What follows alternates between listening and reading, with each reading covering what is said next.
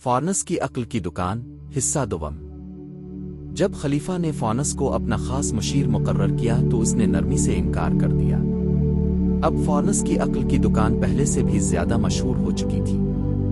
خلیفہ کے دربار سے ملنے والی 20,000 دینار کی رقم نے اس دکان کو اور بھی شاندار بنا دیا تھا۔ ایک دن ایک دولت مند تاجر حسان اس کی دکان پر آیا۔ حسان اپنی چالاکی اور لالچ کے لیے مشہور تھا۔ اس نے کہا، اے عقل کے تاجر، مجھے ایسی عقل دو جو مجھے شہر کا سب سے بڑا تاجر بنا دے، مگر میری شرط ہے کہ اگر تیری عقل ناکام ہوئی تو مجھے ساری دولت واپس کرے گا۔ فارنس نے ایک کاغذ پر کچھ لکھ کر حسان کے ہاتھ میں تھمایا۔ کاغذ پر لکھا تھا، دولت کے پیچھے بھاگنے سے پہلے اپنے دل کی دولت کو سنبھالو، جو دوسروں کو دیتا ہے وہی سب سے بڑا تاجر بنتا ہے۔ حسان نے کاغذ پڑھا اور غصے سے لال پیلا ہو گیا۔ یہ کیا بکواس ہے؟ میں کاروبار کی عقل مانگ رہا ہوں اور تو یہ فلسفہ سنا رہا ہے۔ فارنس نے نرمی سے جواب دیا، حسان صاحب میری نصیحت پر عمل کریں۔ اگر ایک ماہ میں آپ شہر کے سب سے بڑے تاجر نہ بنے تو میں 10,000 دینار واپس کروں گا۔ حسان نے سوچا کہ ایک ماہ انتظار کرنے میں کیا حرج ہے۔ اس نے اپنے کاروبار میں تبدیلیاں کی۔ اس نے اپنے ملازموں کو بہتر تنخواہ دی، غریبوں کو مفت اناج بانٹا اور اپنے ساتھیوں سے نرمی سے پیش آنا شروع کیا۔ عجیب بات یہ ہوئی کہ اس کی یہ تبدیلی شہر میں مشہور ہو گئی۔ ایک ماہ کے اندر حسان کا کاروبار 3 گنا بڑھ گیا اور وہ واقعی شہر کا سب سے بڑا تاجر بن گیا۔ اسی دوران شہر میں ایک اور خبر پھیلی۔ پڑوسی ریاست زنجیبار کے راجا نے خلیفہ کے دربار میں ایک خط بھیجا جس میں ایک ایسی پہیلی درج تھی جو کوئی حل نہ کر سکا تھا۔ راجا نے اعلان کیا کہ جو اس پہیلی کو حل کرے گا وہ اسے اپنی آدھی سلطنت دے گا، مگر ناکام ہونے والوں کو قید کر لیا جائے گا۔ پہیلی کچھ یوں تھی، میں وہ ہوں جو ہر رات چمکتا ہوں مگر میرا نور سورج سے نہیں آتا۔ میں ہر دل کو سکون دیتا ہوں مگر میری کوئی شکل نہیں۔ میں ہر ایک کے پاس ہوں مگر کوئی مجھے ہاتھ سے نہیں پکڑ سکتا۔ بتاؤ میں کیا ہوں؟ دربار میں ہر شخص سر کھجاتا رہا۔ کوئی کہتا یہ چاند ہے، کوئی کہتا ستارہ ہے، مگر کوئی درست جواب نہ دے سکا۔ خلیفہ نے اپنے وفادار مشیر سے کہا، جاؤ اس عقل کے تاجر فارنس کو دربار میں طلب کرو، شاید وہی اس پہیلی کا حل بتا سکے۔ فارنس نے مسکراتے ہوئے کہا، عالم پناہ میں یہ پہیلی ضرور حل کروں گا، مگر میری فیس 1,00,000 دینار ہوگی، وہ بھی پیش کی۔ دربار میں سناٹا چھا گیا۔ 1,00,000 دینار بہت بڑی رقم تھی، مگر خلیفہ نے سوچا کہ اگر پہلی حل ہو گئی تو زنجیبار کی آدھی سلطنت مل سکتی ہے، جو اس رقم سے کہیں زیادہ قیمتی تھی۔ اس نے فوراً خزانچی کو حکم دیا کہ فارنس کو 1,00,000 دینار دیے جائیں۔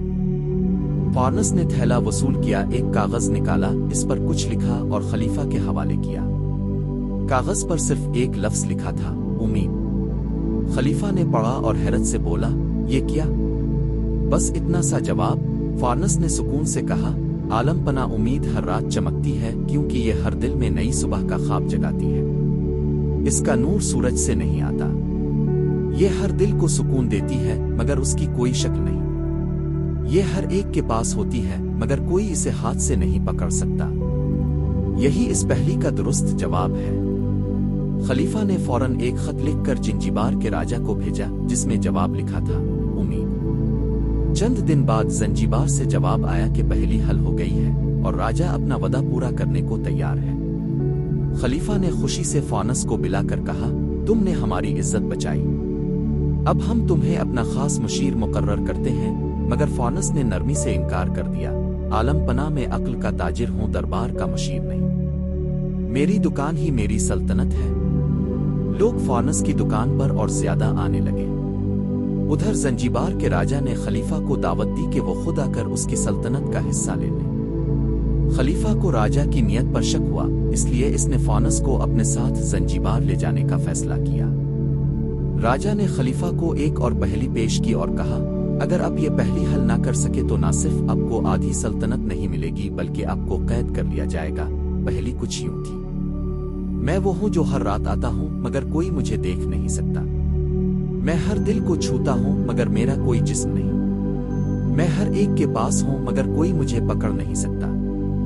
بتاؤ میں کیا ہوں؟ خلیفہ نے فوراً فارنس کی طرف دیکھا۔ फानस ने एक लम्हे के लिए सोचा, फिर एक कागज पर लिखकर खलीफा के हाथ में थमाया।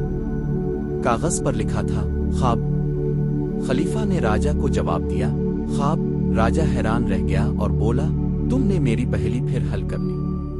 बताओ ये अक्ल तुम्हें कहां से मिली? खलीफा ने हंसते हुए कहा, हमने अपने शहर के अक्ल के ताजिर से ये अक्ल खरीदी है। राजा ने सोचा कि अब इसकी चालाकी नहीं चल सकती।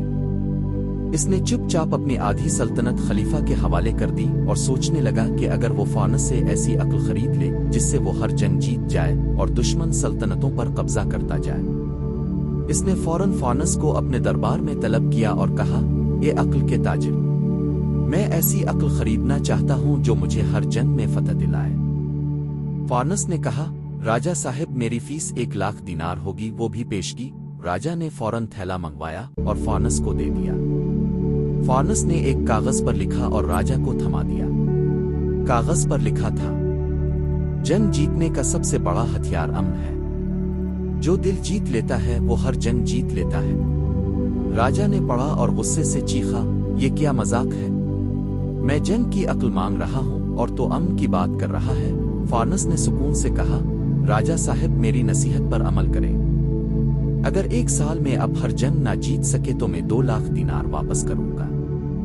राजा ने गुस्से में नसीहत कबूल की और फानस को जाने दिया। इसने अपनी फौज को मजबूत करने का सोचा, मगर साथ ही पड़ोसी रियासतों से सुलह के मुआहदे शुरू किए। इसकी ये हिकमत अमली रंग लाई। पड़ोसी रियासतें इसके अमन के पैगाम से मुतासिर हुईं और उसके साथ इत्तेहाद कर लें। 1 साल के अंदर जंजीबार की ताकत दुगनी हो गई, क्योंकि इसे कोई जंग लड़ने की जरूरत ही ना पड़ी। राजा ने हैरत से फानस को दोबारा बुलाया और कहा, तेरी अक्ल ने मुझे जंग के बगैर ही फातेह बना दिया। फानस की अक्ल की दुकान अब पूरी दुनिया में मशहूर हो चुकी थी। लोग इसे अक्ल का सुल्तान कहने लगे। मगर फानस हमेशा कहता, अक्ल कोई चीज नहीं जो तोल कर बेची जाए। ये वो रोशनी है जो दिल और दिमाग को रोशन करती है। अक्ल की कीमत इसके इस्तेमाल से लगती है। एक दिन शहर के बाजार में एक अजीब अफवाह फैली। बाजार के ताजिर हाजी अब्दुल्ला की दुकान से नायाब रेशमी कपड़ा चोरी हुआ। कोई सुराग ना मिला।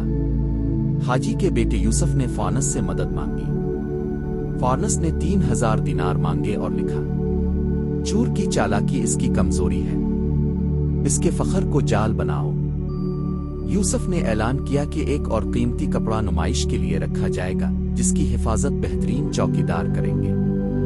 इसने खुफिया जाल जिसकी हिफाजत बेहतरीन चौकीदार करेंगे। रात को एक सियापोश शख्स कपड़ा चुराने आया, मगर यूसुफ ने इसे पकड़ लिया।